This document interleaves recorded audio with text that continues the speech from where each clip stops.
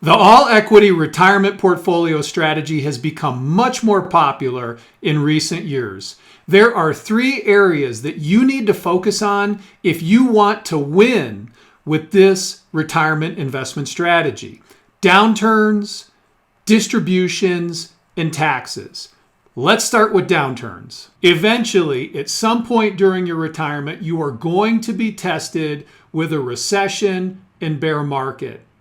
For the typical 25 to 30-year retirement, I would plan on at least 4 recessions and bear markets.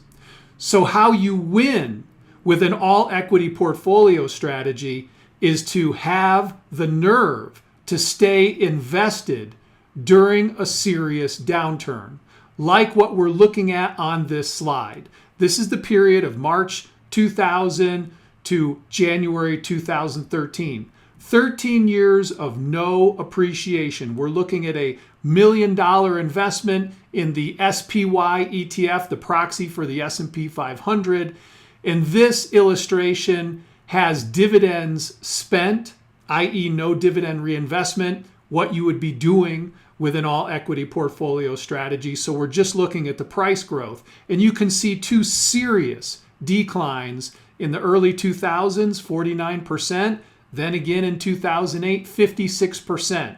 If you want to win with the all-equity portfolio strategy, you have to resist the urge to capitulate when things look really bad, like they did in early 2009. And you cannot let the losses get to you.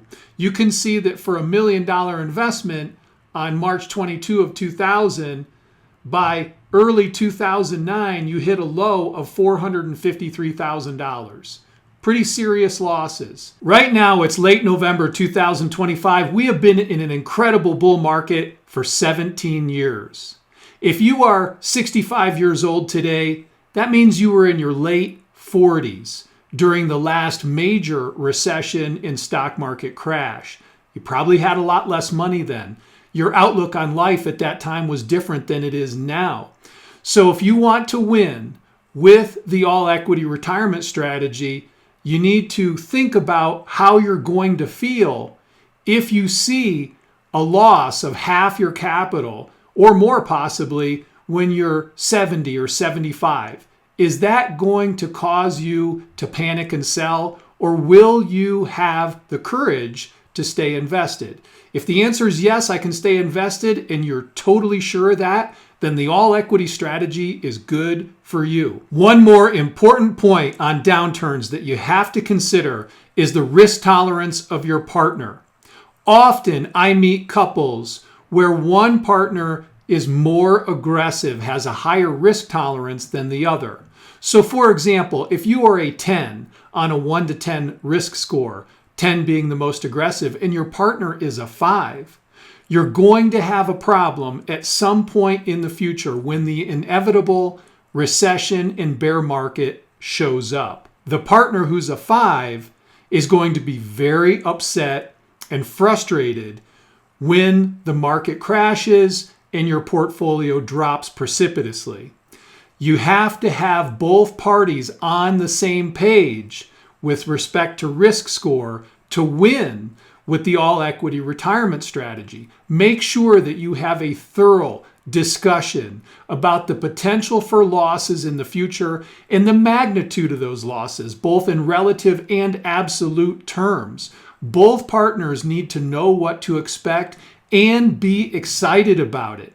If you're a 10 on a 1 to 10 risk scale, your partner needs to be a 10. You need to come to an agreement about what to expect to prevent future stress when the inevitable recession shows up and your portfolio takes a big drop. Distributions are the second area that you must focus on if you want to win with the all-equity retirement portfolio strategy.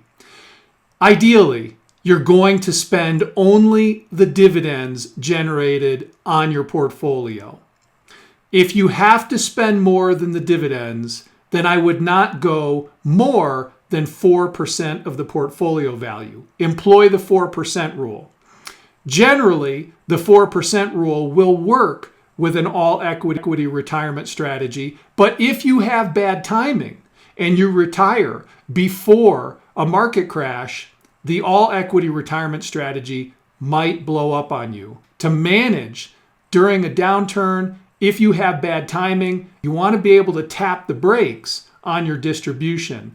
Let's take a look at a couple illustrations for the 4% rule using the S&P 500 as our underlying investment and see how it worked under good timing and bad timing. Our first illustration is for someone who retired with $2 million on January 1 of 1999. We're using the 4% rule with 3% annual inflation on the distribution off of SPY, the S&P 500 ETF proxy. This isn't terrible timing, but it's not good timing either. You start with 2 million, then the recession of 01-02 shows up, you see the market drops down, then you get hit with 2008. But after all these years, you still have $1.1 million left in your portfolio. Here's what the distribution pattern looked like. You take 4% off the 2 million, which is $80,000 in the first year, 1999, and then grow that 4% distribution by 3% for inflation each year. By 2025, you're up to $172,000 in annual spending. So the 4% rule with the SPY ETF with okay timing for retirement worked out. Now let's look at bad timing. Instead of retiring in 1999, what if you waited just 1 year? Waiting just 1 year and retiring with $2 million in SPY ETF on January 1 of 2000 results in you running out of money by 2023. Just 1 year. This is the impact of bad timing with an all-equity retirement portfolio strategy. Since you cannot know if your timing is bad or good until after the fact, I suggest that when you find yourself in this situation, big market drops, bear markets, recessions, tap the brakes on your spending. Try to limit what you're spending so that you give your portfolio a chance to recover from the losses. This is the graph that everybody gets excited about. You retired with good timing, January 1, 2002. You put $2 million in SPY. You use the 4% rule, adjusted for 3% inflation. And by late 2025, you're up to $4.96 million. If you have good timing with the start of your retirement, the all equity retirement portfolio strategy really builds your wealth. Now let's talk about taxes. If you are using the all equity retirement portfolio strategy in an after-tax brokerage account, then you want to focus on generating qualified dividends, and whenever you sell investments, try to control your capital gains and only sell investments that are going to generate long-term capital gains. And here's why. The long-term capital gains and qualified dividends tax table is 0% up to $48,000 for single, $96,000 for married filing joint, 15% tax rate. This is where most people are going to fall, between $48,351 to $533,400 for single, $96,701 to $600,050 for married filing joint, and 20% over $500,000 or $600,000 basically. You get preferential tax treatment with the all equity portfolio strategy in retirement, provided that you manage it properly.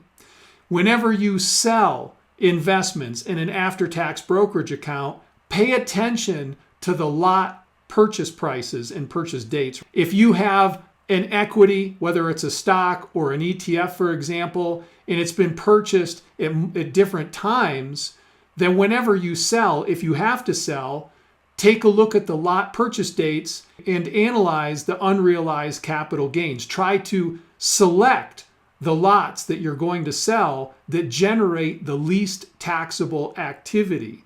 That will help you keep your taxes low so you have more of your money working for you. If you are using the all equity retirement portfolio strategy in an IRA account, all of the money that's coming out is going to be taxed as ordinary income. There's not much you can do there.